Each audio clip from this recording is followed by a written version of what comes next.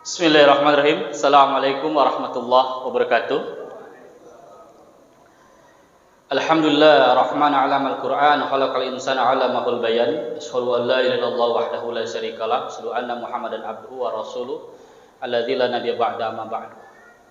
Alhamdulillah, puji syukur kepada Allah yang memberikan kita nikmat iman, Islam serta nikmat kita beribadah. Mudah-mudahan salat maghrib dan ibadah salat yang lainnya dan amalan ibadah yang lainnya menjadikan kita istiqamah dan Allah cabut nyawa kita dalam keadaan husnul khatimah. Amin ya rabbal alamin. Salawat teriring salam tercurah pada uswah qudwah pada Nabi kita Nabi Muhammad sallallahu alaihi wasallam serta keluarganya, para sahabatnya, para tabi'in, para tabi'ut tabi'in, dan mudah-mudahan kita termasuk pengikutnya hingga akhir zaman. Para jamaah salat subuh, para jamaah salat maghrib yang dimuliakan Allah Subhanahu wa taala. Ini saya subuh besok ada ketemu dengan Pak Gubernur. Jadi pikirannya masih subuh besok ya.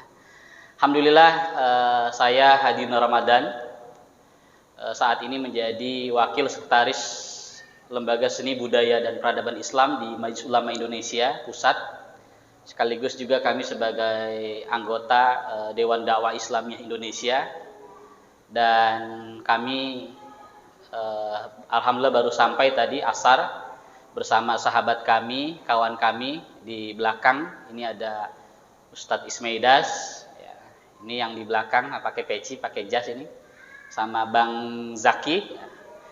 Ini kita bertiga dari komunitas ya, gerak bareng.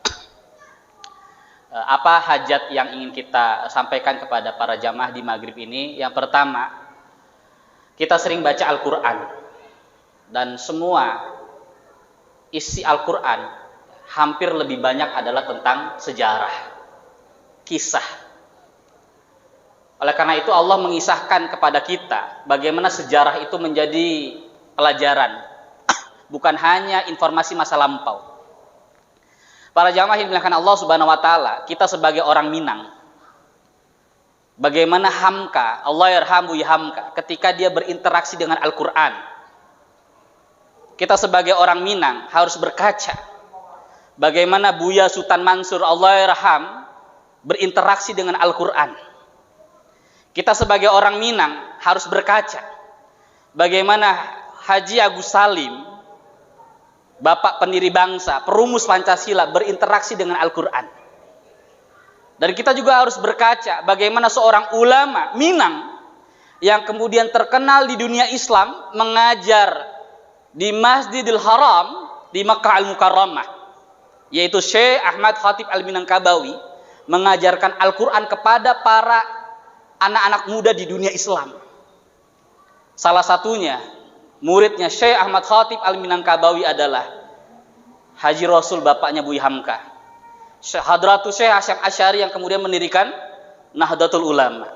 Lalu Kiai Haji Ahmad Dahlan yang kemudian kelak mendirikan Muhammadiyah. Lalu Syekh Sulaiman Ar-Rasuli yang kemudian mendirikan Perti, dan gerakan-gerakan dakwah yang lainnya. Artinya, kalau kita ingin bangkit ya, Minang ini, kita harus berkaca kepada sejarah kehebatan orang-orang Minang. Dan kehebatan bagaimana Al-Quran mengisahkan perjalanan bangsa-bangsa yang kemudian Allah rekam, Allah berikan informasi kepada kita agar kita mempelajari kepada sejarah. Al-Quran selalu menyebutkan sejarah dengan akhir kalimat agar kita belajar pada sejarah. Afala yatafakkarun, afala yatazakkarun ya ulil albab ya ulil absar. Makanya bagi kita orang beriman, membaca Al-Quran yang isinya itu adalah sejarah, itu untuk menjadi ibroh, bukan hanya sekedar masa lampau. Ibroh itu berasal dari kata bahasa Arab, Bapak Ibu yang dimuliakan Allah, abarah, jembatan. Jadi kita tidak akan tahu masa depan kalau kita tidak tahu masa lampau. Maka kalau bangsa Indonesia, wabil khusus, kita ingin membangkitkan batang yang terendam hari ini, kita harus belajar kepada kehebatan orang-orang Minang. Alhamdulillah, para jamaah dimuliakan Allah, ini ada kitab tafsir Al-Quran.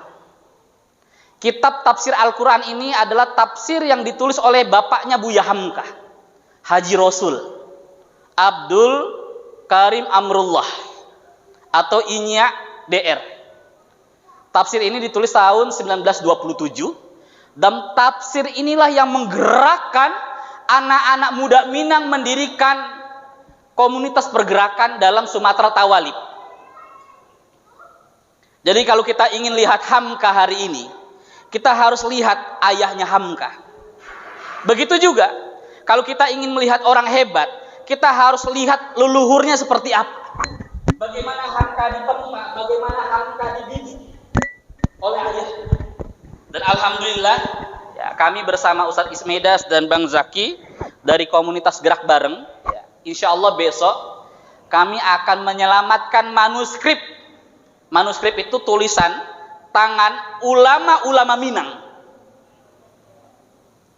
Karena kami berkeyakinan, hakul yakin, kalau kita ingin bangkit, sebagaimana kata Imam Syafi'i rahimahullah, kata Imam Syafi'i, kalau kita ingin menjadi bangsa yang bangkit, pelajari sejarah. Dari sejarah kata Imam Syafi'i rahimahullah, yang pertama melahirkan syaja'ah, keberanian. Tidak ada generasi pengecut yang tidak belajar sejarah. Generasi pemberanilah yang lahir dari bacaan sejarah. Bagaimana seorang Haji Agus Salim yang bernama Masdul Haq. Nama aslinya Haji Agus Salim itu Masdul Haq, yang artinya pembela kebenaran. Di hadapan ya, para pembesar-pembesar Belanda, dia berbicara dengan 7 bahasa. Keyakinannya sebagai seorang ana muslimun qabla kulli syai'in. Saya sebagai seorang muslim. Nah, para jamaah yang dimuliakan Allah Subhanahu wa taala, Allah ciptakan bangsa Minang bukan hanya dengan kuliner yang nikmat. Allah juga jadikan bangsa Minang bukan hanya bangsa yang alamnya indah. Yang kata Buya Hamka dalam bukunya Kenangan-Kenangan Hidup, Sumatera Barat, Maninjau, Alahan Panjang, Bukit Tinggi dan sebagainya. Bagi saya, kata Hamka, selama saya berjalan ke luar negeri, kata Hamka, Minangkabau adalah az-zannatun fil ar, surganya dunia, alam yang indah. Tapi lebih dari itu, Allah lahirkan dari Minang ulama-ulama yang pejuang bi amwalihim wa anfusihim. Mereka berjuang dengan jiwa dan raga. Lahir Agus Salim, lahir Muhammad Natsir, lahir Muhammad Yamin, lahir Buya Hamka, lahir Kiai Haji Isa Ansori, lahir Buya Datuk Palimau Kayo, lahir Firdaus AN, lahir Ilyas Yaqub dan ulama-ulama yang lainnya. Maka kalau kita ingin menjadi bangsa yang besar, kalau kita ingin melanjutkan perjuangan ulama-ulama Minang di negara ini, maka kata Imam Syafi'i rahimahullah, belajar sejarah. Agar belajar sejarah melahirkan sifat saja'ah, keberanian. Bagaimana ya, satu daerah yang sangat sulit ditaklukkan oleh Belanda adalah Minangkabau. Apa kekuatan pendidikan di Minangkabau? Pertama, lelaki tinggal di surau. Bukan hanya tinggal di surau. Yang pertama, tinggal di surau. Yang kedua, diajarkan adab, kitab, silat. Kurikulum pembinaan pendidikan surau yang melahirkan orang-orang hebat, tangguh seperti Natsir, yang mendirikan NKRI. Orang Islam kita tidak pernah mengatakan NKRI harga mati. Tapi dalam sejarah mencatat yang melahirkan NKRI adalah putra ya, Alhan Panjang, Dr. Bapak Muhammad Natsir. NKRI 5 tahun berdiri setelah Indonesia merdeka.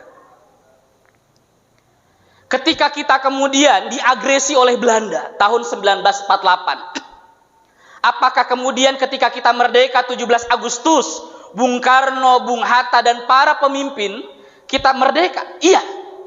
Tapi 3 tahun berikutnya 1948 Belanda bersama sekutu termasuk Inggris melakukan penyerangan yang kedua kalinya.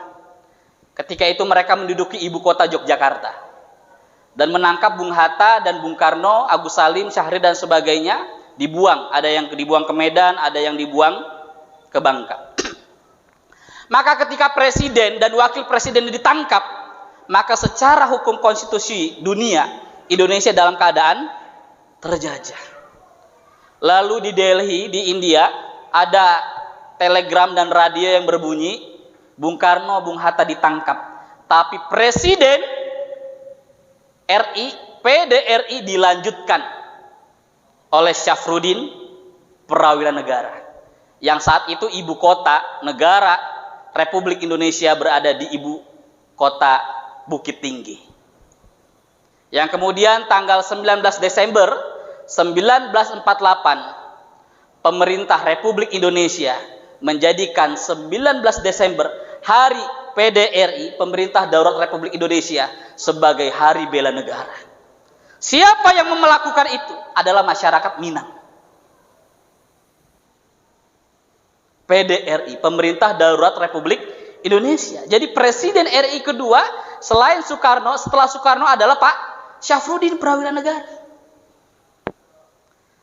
Makanya kata Bapak Dr. Muhammad Natsir, ya, agar sejarah Islam ini, agar sejarah Indonesia ini terus terawat, maka generasi hari ini harus membaca sejarah. Karena menjadi pembaca sejarah, insya Allah dia akan menjadi pelanjut sejarah.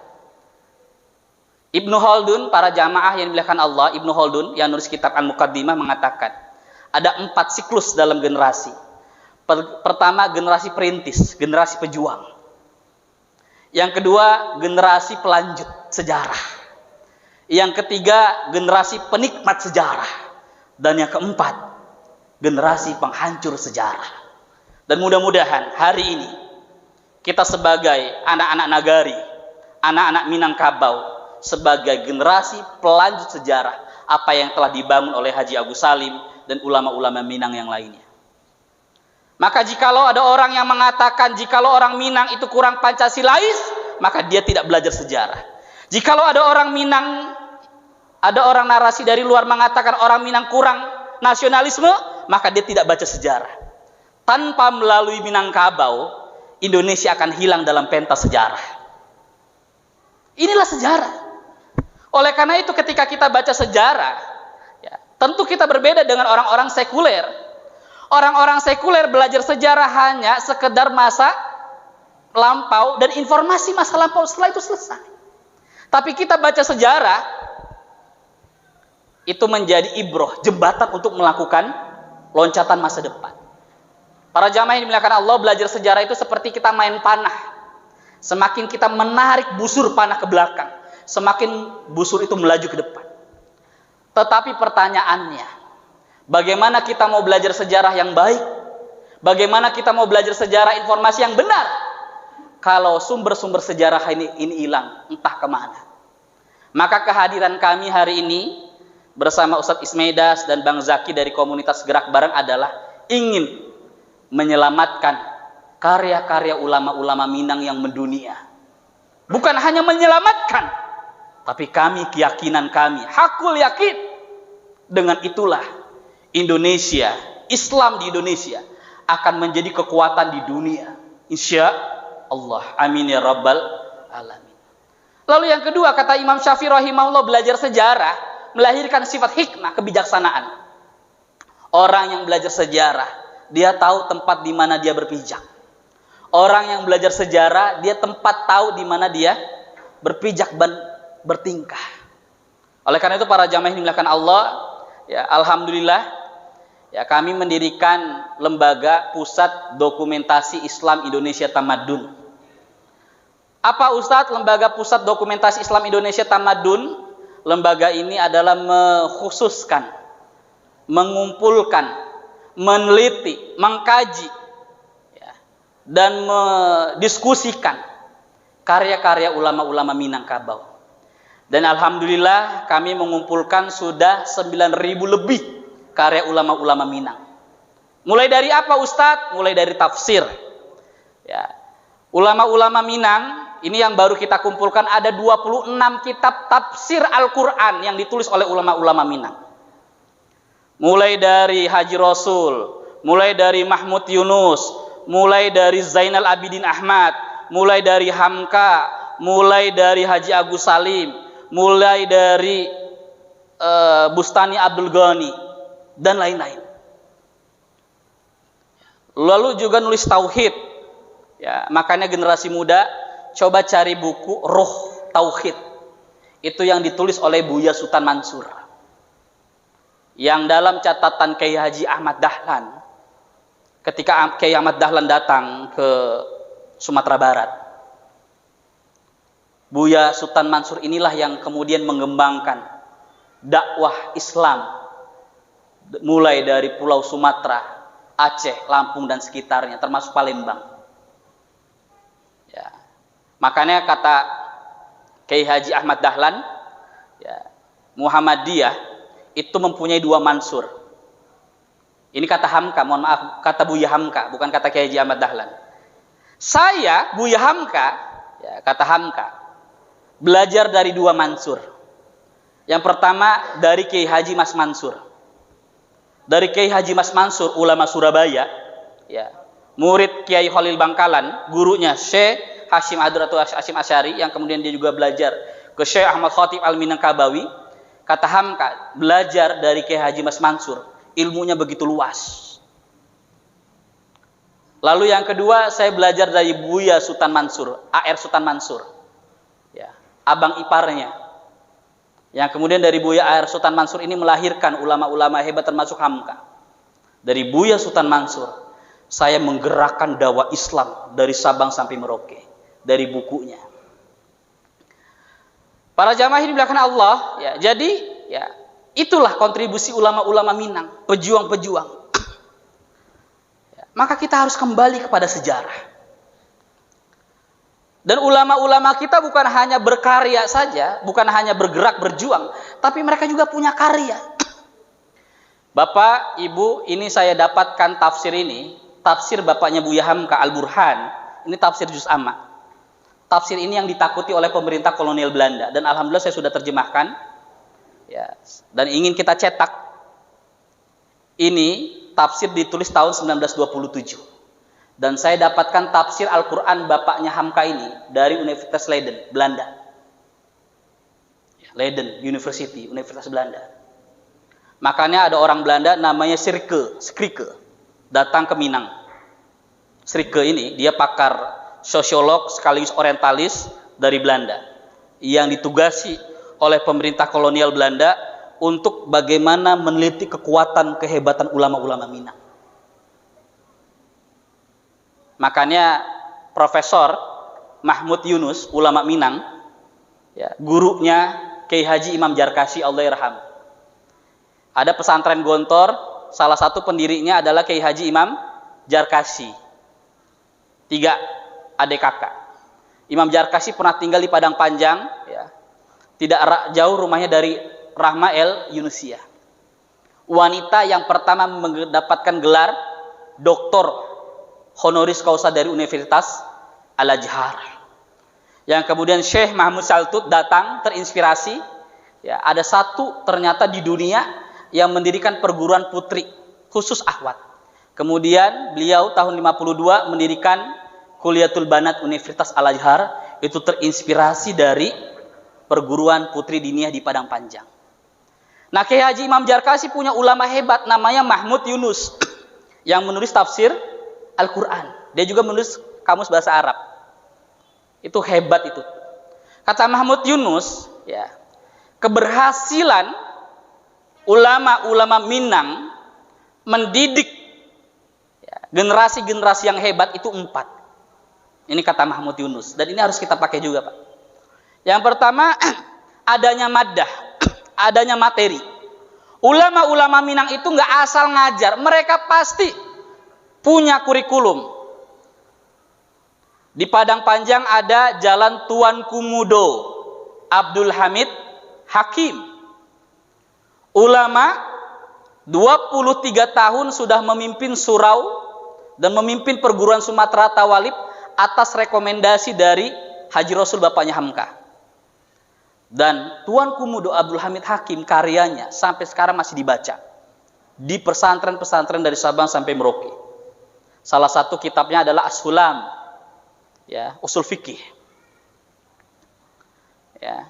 Jadi ulama-ulama Minang itu melahirkan orang-orang hebat karena gurunya itu ngajarin Nusra itu nggak asal-asalan. Mereka siapkan materi, maddah. Yang kedua adanya tariqah, metode ilmu, cara penyampaian ilmu. Dan yang ketiga adanya mudaris. Di surau, walaupun anak laki tinggal, itu nggak kemudian liar, tinggal sendirian. Adanya guru di situ. Dan guru itu nggak asal-asalan. Mereka mendapatkan ijazah. Ijazah. Dan yang keempat, mudaris. Dan yang keempat adalah ruhul mudaris. Kekuatan spirit ruhiyah dari seorang guru. Bagaimana ya Haji Rasul setiap malam melakukan munajat, meminta kepada Allah agar tenaga-tenaga pendidik yang dia ajar dari Kuliatul Mubalighin Sumatera Tawalib itu melahirkan orang-orang besar, orang-orang pergerakan. Maka kemudian Buya Gofar Ismail, Muhtar Lutfi, Ilyas Yakub dari Sumatera Tawalib termasuk Rasuna Said mendirikan Permi, Persatuan Muslimin Indonesia. Gerakan perlawanan dari Sumatera Barat melawan kolonial penjajah. Itu dari Sumatera Tawalib. Ya, yang kemudian Muhtar Lutfi, Ilyas Yakub ditangkap dan dibuang ke Digul. Ya, bapaknya Taufik Ismail sastrawan, Buya Gofar Ismail dibuang ke Pekalongan. Para jamaah yang dimuliakan Allah Subhanahu wa taala, ya, oleh karena itu inilah pengantar yang saya bisa sampaikan. Maka mari kita bekerja sama dalam membangun kekuatan dakwah Islam dengan mensupport kegiatan-kegiatan menyelamatkan sejarah kehebatan ulama-ulama Minang dengan kita mengkaji karya-karya ulama-ulama Minang. Maka saya merekomendasikan, menghimbau agar di setiap surau-surau, agar di setiap masjid-masjid itu diajarkan minimal 3 kitab ulama Minang yang insya Allah 3 kitab inilah yang kemudian menggemparkan dunia Islam termasuk dunia Eropa. Apa? Yang pertama kitab Tauhid, Ruh Tauhid dan Ruh Islam, Buya Sultan Mansur. Yang kedua minimal tafsir Al-Azhar.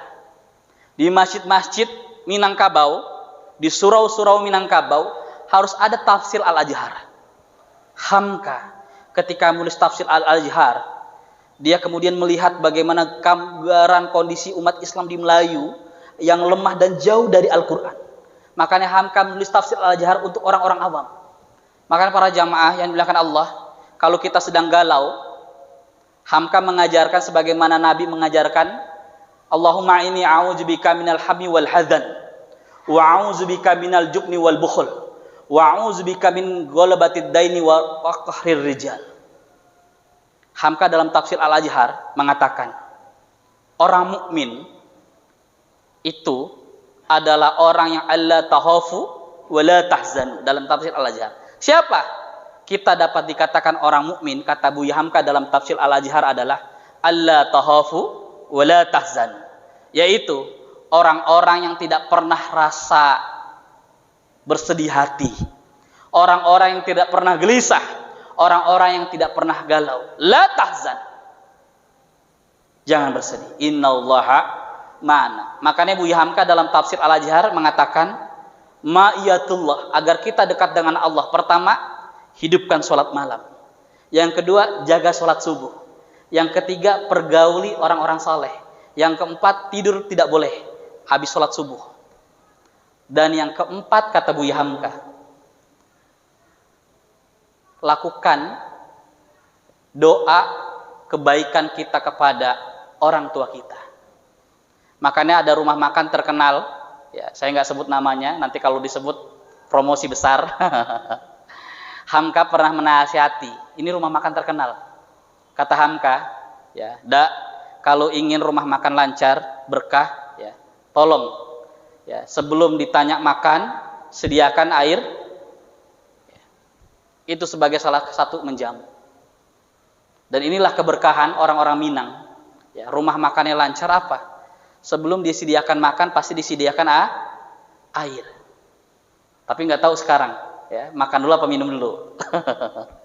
Para jamaah yang dimuliakan Allah Subhanahu wa taala, demikian ini yang saya bisa sampaikan, dan alhamdulillah kami bisa silaturahmi, dan mudah-mudahan kita terus bisa silaturahmi dalam menyelamatkan kekayaan, kehebatan ulama-ulama Minang. Untuk siapa? Bukan untuk kita saja, untuk generasi masa depan. Insyaallah kami tinggal di Depok dan kami mendirikan lembaga sejarah dan mengumpulkan 9.375 karya ulama-ulama Minang. Mulai dari abad 20, abad 19, abad 18. Karena kami yakin dengan itulah kita akan menjadi bangsa yang bangkit, bangsa yang tangguh, bangsa yang kuat, dan bangsa yang diperhitungkan di dunia dengan kita mempelajari Al-Quran. Ya ulil albab, ya ulil absar, afala yatafakkarun, afala yatazakkarun. Mudah-mudahan Allah kuatkan kita menjadi kuat pribadi yang istiqamah, pribadi yang hebat, sebagaimana kata Buya Hamka, alla tahafu wa la tahzan. Tidak pernah sedih, tidak pernah galau, dan tidak pernah rasa kegelisahan. Serahkan semuanya kepada Allah. Demikian yang bisa kami sampaikan dalam forum ini. Qulu qouli hadza wa astaghfirullakum. Wassalamualaikum warahmatullahi wabarakatuh.